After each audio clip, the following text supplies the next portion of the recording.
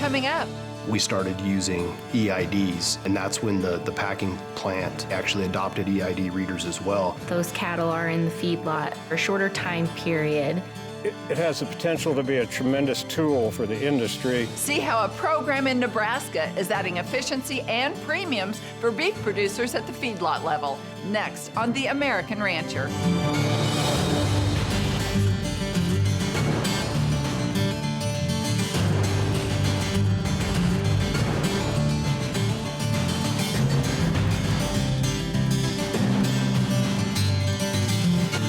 Hello and welcome to The American Rancher. I'm Pam Minnick. With increasing consumer scrutiny on food sources and carbon footprint in agriculture, especially with beef cattle, Tyson recently teamed up with Adams Land and Cattle in Broken Bow, Nebraska, to build a supply chain that more accurately estimates greenhouse gas emissions from pasture to plate. But what does that mean for beef producers? On this episode, we'll unpack that question and show you how Red Angus producers are already well positioned to maximize profit with the Brazen Beef program at Adams Land and Cattle.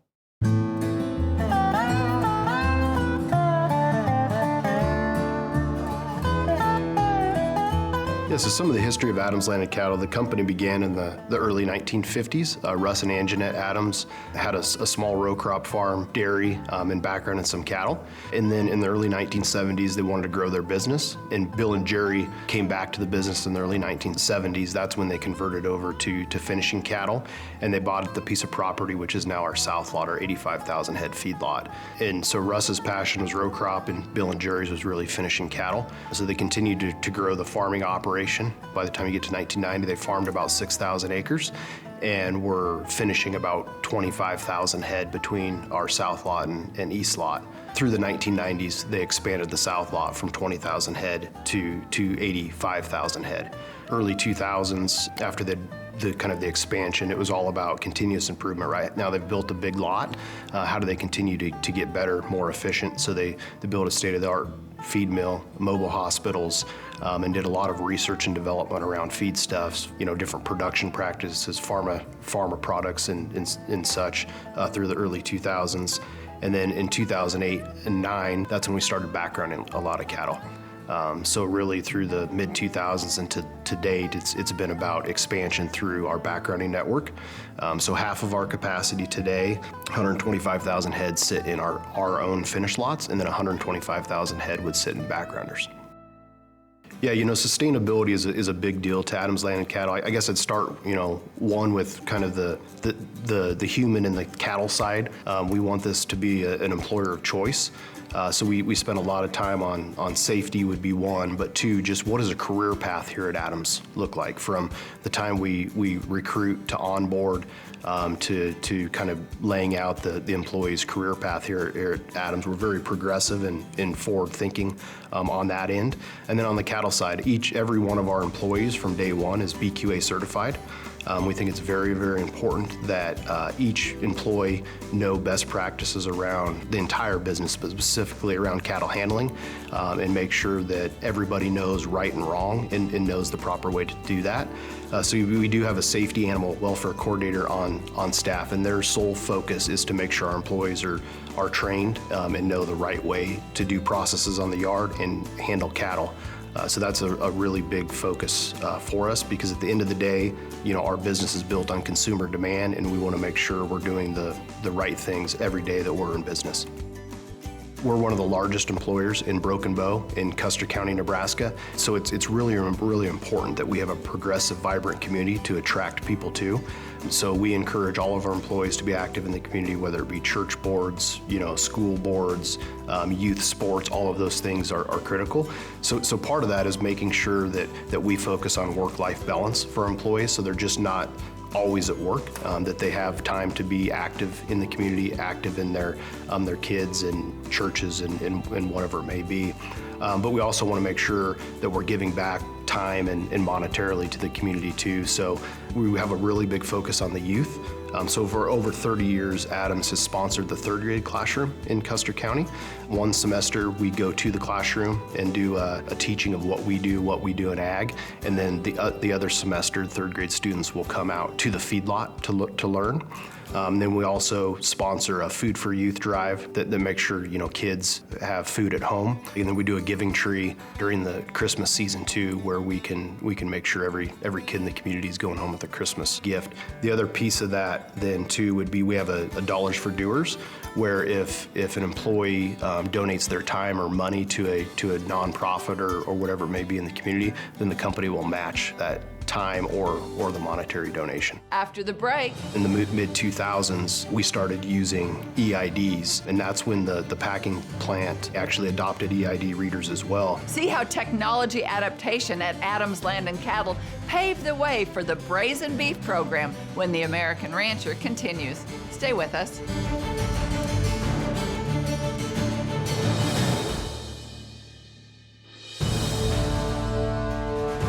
Welcome back to the American Rancher. The history of Adams Land and Cattle set the stage for the Brazen Beef program with Tyson. From that foundation, the feedlot began to adapt technology, including a patented sorting system that accurately predicts the harvest date of each animal. Through technology and a sharp focus on best practices in animal husbandry, Adams Land and Cattle is the ideal feedlot for the Brazen Beef program.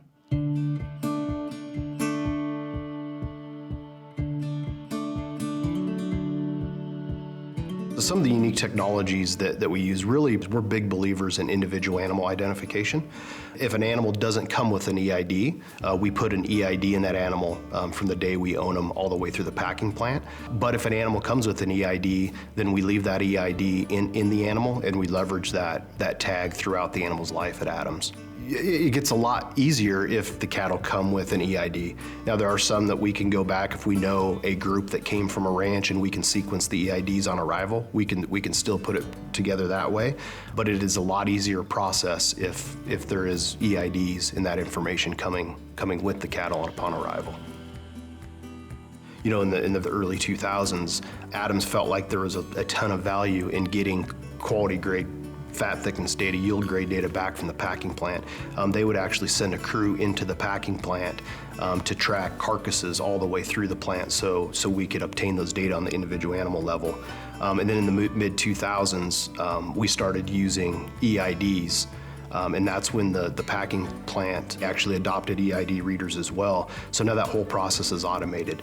At the packing plant, EID is tied to the trolley number, and we actually get all of the data, quality grade, all the yield grade data component, carcass weight, all of those parameters back automatically in an automated fashion from the packing plant on a weekly basis for each individual animal that we send to the packing plant. But I think at a more macro level for the beef industry, we all are on this business to increase consumer demand.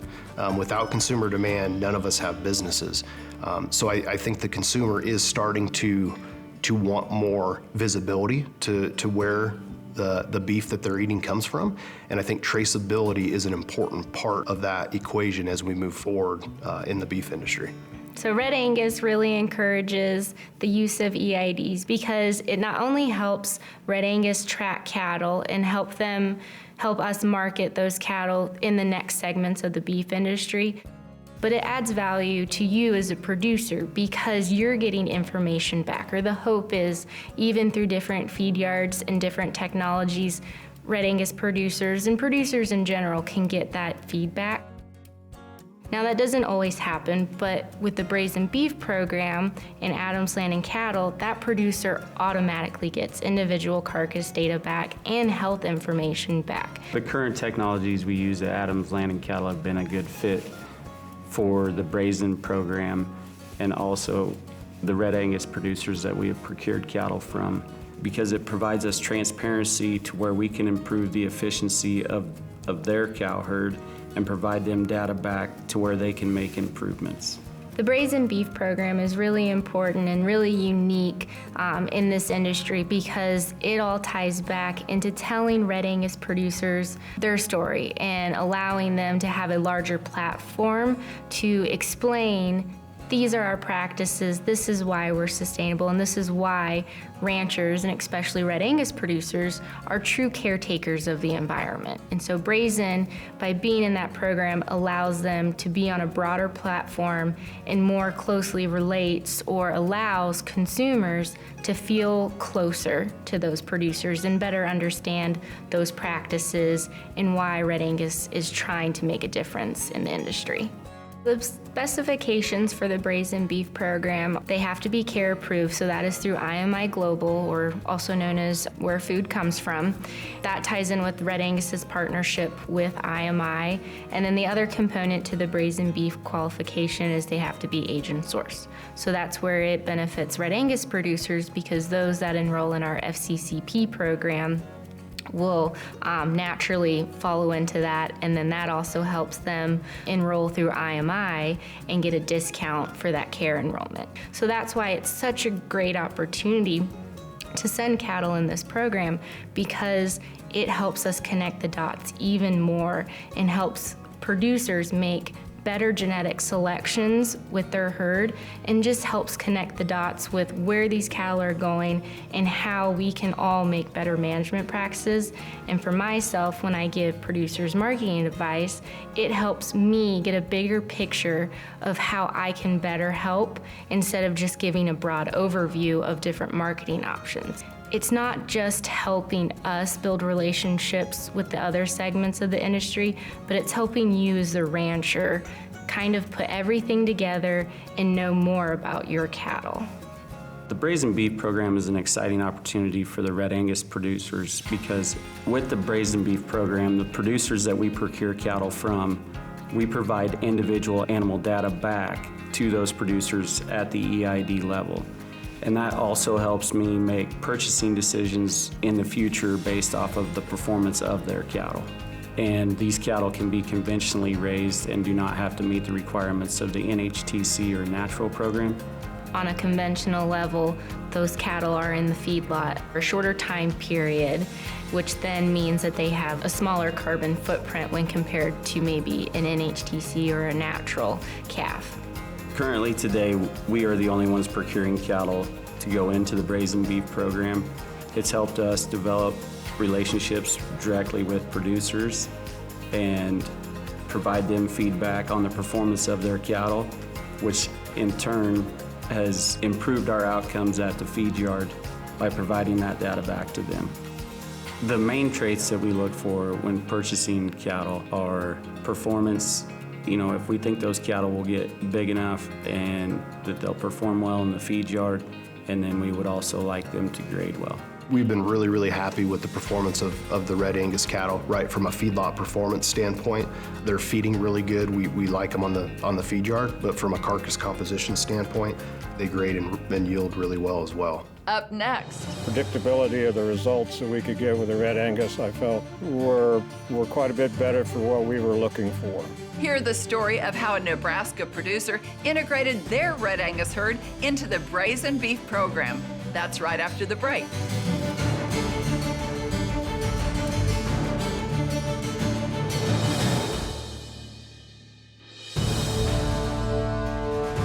Welcome back to The American Rancher. George and Barbara Cooksley in Anselmo, Nebraska, operate a cow-calf operation in the Sandhills. Their lineage in the cattle industry is deep, and their breed of choice is Red Angus.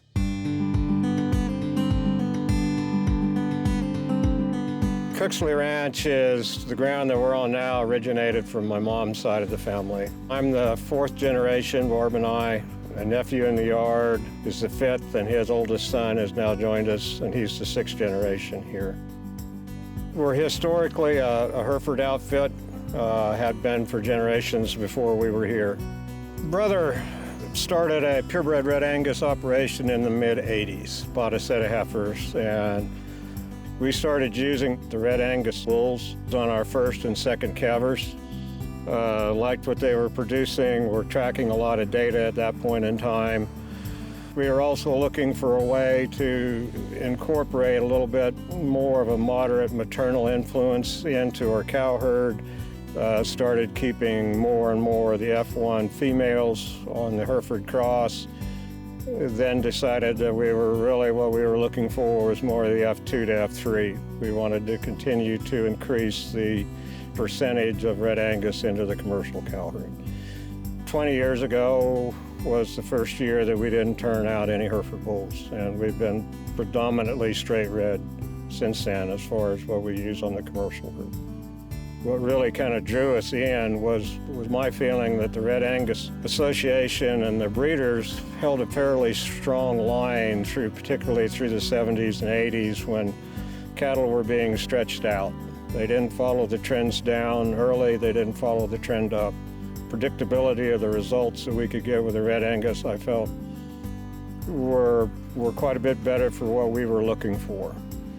I grew up on a Hereford cattle ranch in southwest Nebraska, so this was my first experience being around Red Angus.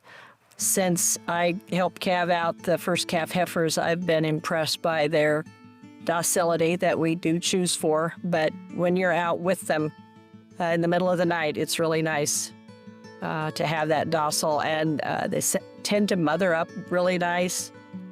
They're moderately framed. I've appreciated that. We feel that since we're not in an operation that sells at weaning time, that we're very interested in post-weaning growth. And so with the Red Angus, that gave us the opportunity to select very heavily for post-weaning growth without the worry of that cow mature size getting too big for us. And that was a key to the long term of it. The short term of it, calving ease, disposition of the cows, bag type, all of those things are things that are acceptable or unacceptable. We felt that we were getting by better with the Red Angus as far as keeping those in the acceptable side. And I think it's also has proven itself from a marketing standpoint now when we start talking about the marbling and grading ability of the Red Angus breed as a whole, that we can kind of depend on those kind of numbers being there and continue to select for the other traits like post-weaning growth that we find important. Well, obviously, being here in Custer County, everybody is aware of Adams Land and Cattle and all the success that they have. They have been innovators, tremendous supporters of the community. From a business standpoint, the last 3 years, we have been selling all of our calves to them that have gone through the Brazen program. It's actually fairly simple. You keep a few more records, you have to answer a few more questions. EID tags at source is, of course, part of that, and we were more than ready to implement the use of EID tags as soon as it was going to pay us to do so. It has the potential to be a tremendous tool for the cattle business, for the industry, not only from a management standpoint, but also potentially from a herd health standpoint. And we have done that and actually have then upgraded to where we're utilizing EIDs in a lot more than just the calves that leave, where all the cows will carry EIDs in them. We'll be able to scan that in as we process and get that data. We're able to use those EID tags then also as we're processing calves to see how we've done since the last time. We won't be sitting back and look at records. So they've been, I think that's instrumental for us just from a data management standpoint. The CARE program with IMI, they've been very good about as we work through that. It's pretty much what we do anyway. I mean, the questions that they ask are things that we're already doing. The Red Angus Association actively works to increase the value of Red Angus genetics for their producers. One of the top programs of the RAAA is the Feeder Calf Certification Program, or FCCP, which includes an ear tag component.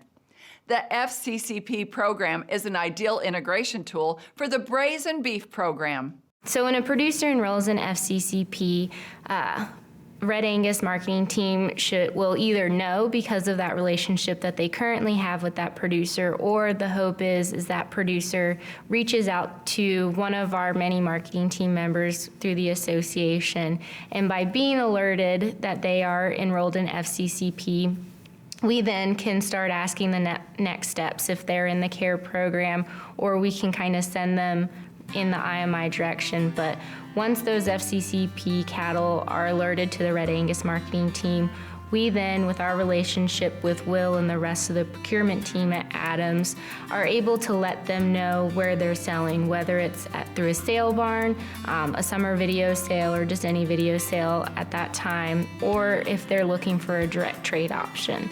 Because the Brazen Beef program, there's no disqualification on which outlet you choose. So that really opens up the avenue for Red Angus producers. So once we alert the Adams procurement team, Red Angus then is able to help them track those cattle, build that relationship. And so really, the process for finding these cattle isn't just significant with Red Angus, but it requires all parties involved. So it requires a relationship with IMI Global because of the CARE component. And then it also, more importantly, requires a solid relationship with the Adams procurement team. And so that's where it's extremely important that Red Angus is working together with all parties so that we are able to successfully help that Red Angus producer hopefully get a premium and also just get more eyes on those cattle and help them market that way. To find out more about the Red Angus Association of America and the many programs that help Red Angus producers increase their bottom line, log on to redangus.org or call the number on your screen. To find out more about us, visit our website, theamericanrancher.com, or connect with us on Facebook or YouTube. I'm Pam Minnick. For our entire American Rancher team, thank you for joining us. We'll see you next time.